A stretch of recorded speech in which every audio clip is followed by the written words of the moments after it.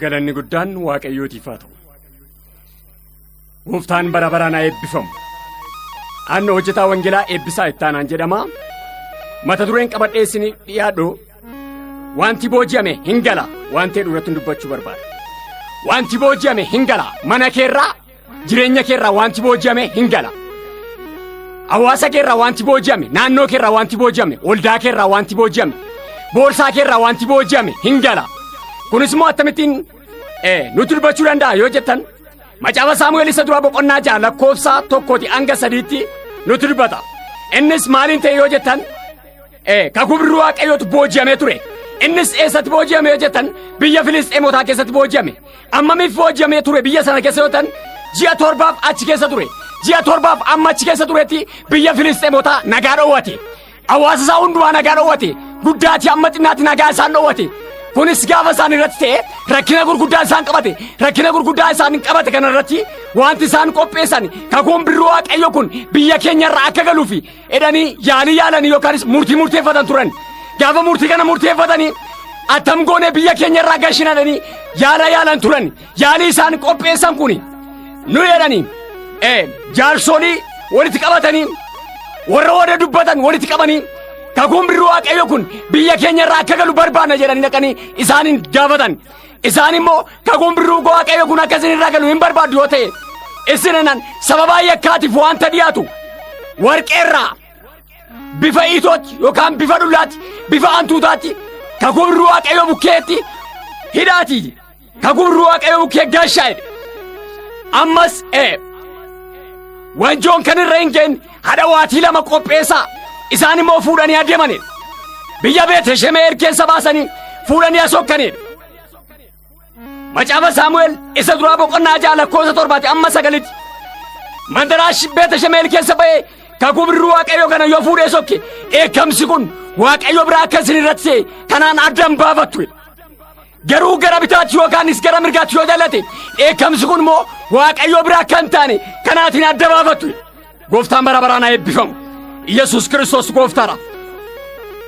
Kanaan kakuun birruu waaqayyo kun saawwan baatanii deemanii gara bitaattis gara mirgaattis utuu hin jaalatin mandaraa Beet-Shemeer keessa baasanii fuudhanii sokkanidha. Gooftaan bara baraan haa eebbifamu. Macaafa Saamu'eel isa duraa boqonnaa 6 lakkoofsa 19 gubbaarratti namooti warri Beet-Shemeer keessa jiran namoota 50,000 kan ta'an safuu kan hin beekne mandaraa sanatti naanna'anii kakuu birruu waaqayyo keessa in ilaalanidha. Kakuu birruu waaqayyo keessa ilaaluu isaaniirraa kan ka'e waaqayyo isaanitti hin dheekkamedha.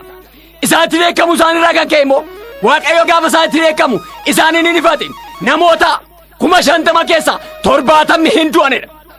Kakuu keerratti kan ka'u mul'ata keerratti kan ka'u dibata keerratti kan ka'u waaqayyo isaaniin qusatu waaqayyo hin ajjeesa. Gooftaan bara baraan haa eebbifamu. Namoota 50,000 keessa gaafa 70 du'anii eenyutu waaqa akka biddaa gubu kana bukkee dhaabachuu danda'a? Waaqa akka biddaa gubu kana eenyu dura dhaabachuu danda'a? Daawititti dhaamna kottaadhanii gara Daawititti dhaaman. Daawiti mootiidha. Israa'eliin bulcha. Israa'eliin hooggana ture. Gooftaan bara baraan haa eebbifamu. Daawititti dhaamanii Daawiti kakuu birruu waaqayyoo fudhachuudhaaf gara sanatti achi dhufe. Yeroo achi dhufutti kakuu birruu waaqayyoo fudhatee gaafa ni deebi'u namoota 30,000 qaba. Namoota 30,000 loltoota kana fudhatee gaafa dhufu Uzaa baay'ee jaalatachi keessa. Uzaarra yaadisaa jira. Uzaan garuu kakuu birruu waaqayyo kana fuudhanii utuu deemu yaadanii saawwan kakuu birruu waaqayyo baatanii deeman kun hin gufatan.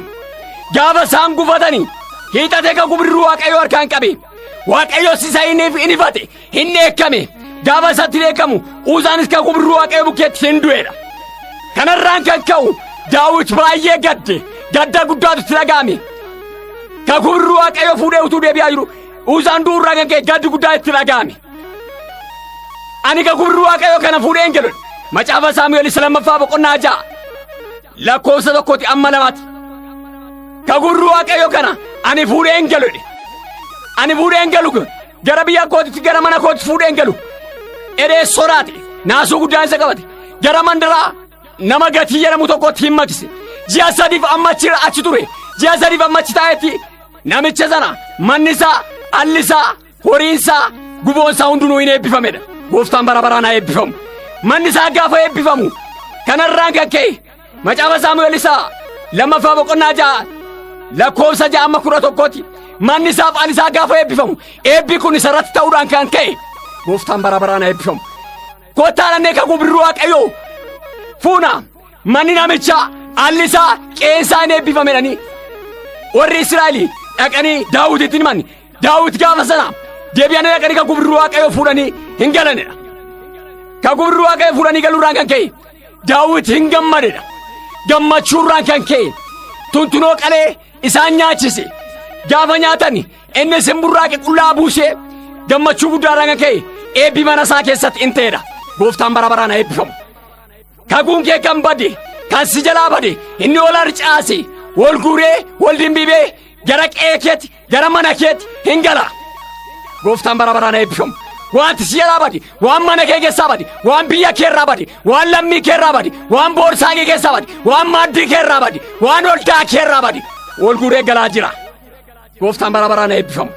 Daawit kanarraan kan ka'e utuu inni burraaqee gammadee utaalaa jiru ati jaarsi ammana geessu qullaa buusee sirbitatte mikkoonni intalli Saa'ol ani Waaqayyoof ganaan qullaa koo buusa siinuu harkaa fuudhee naaf kenne mitiire akkuma kana waaqichi suma gaafa sanaati ganaan qullaa koo buusa ganaan gammada kakuu duree biyya gale isa Israa'el jalaa bade isa biyya Israa'el jalaa bade isa booji'amee ture isa badee ture deebi'ee gale kanaafan qullaa buusa ammayyuu qullaa buusee ganaan burraaqe. Gooftaan bara baraan eebbifamu. Kanaafuu wanti si jalaa bade mana kee keessaa waan bade biyya keerraa waan bade deebi'ee siif hin gala. Gooftaan bara baraan eebbifamu. Wanti booji'amee hin gala inni si jalaa bade sun hin gala. Macaafa Moototaa lammaffaa boqonnaa 7 lakkoofsa 1 saba Israa'el jalaa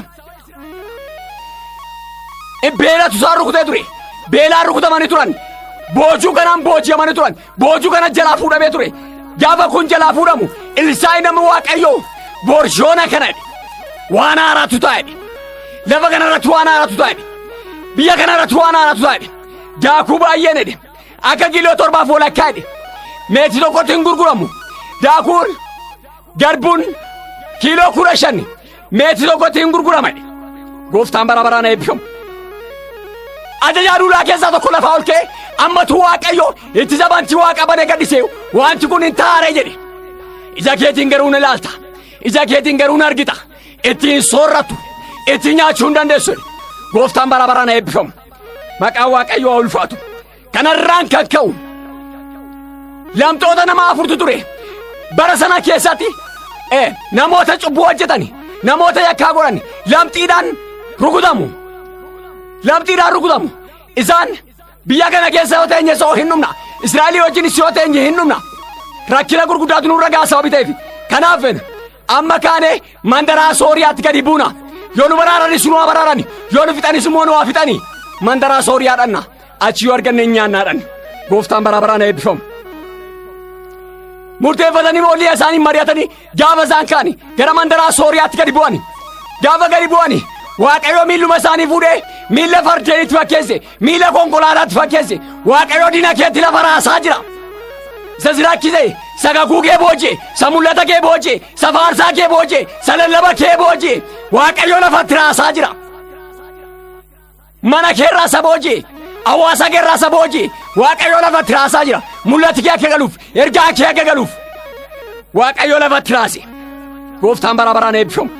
Kanarraan kan ka'u qe'ee gaddisanii deeman mandaraa gaddisanii badan lubbuu keessan duwwaa baafadhaadhanii fiingii afuufanii lubbuu keessan baafadhaa malee waan tokkoon fuudhinaa fardeen hin hiikinaa konkolaataan fuudhinaadhanii maree kana mari'atanii qe'ee gaddisanii deeman nama 4 ta'anii dhaqanii mandaratiitti seenan mandaratiitti gaafa galanii gaafa mandarichaa lixanii waan nyaatanii waan dhuganii boojuun kun eenaan kan keenya duwwaa miti kan Israa'el hundumaati kottaa nu duwwaaf kenname miti boojuun kun Israa'el hundumaaf kenname dhannee sagalee misiraachoo himnaadhaan Waaqayyo isuma gad deebi'aa fuudhee sagalee misiraachoo lallabsiisa sagalee misiraachoo ibsiisa.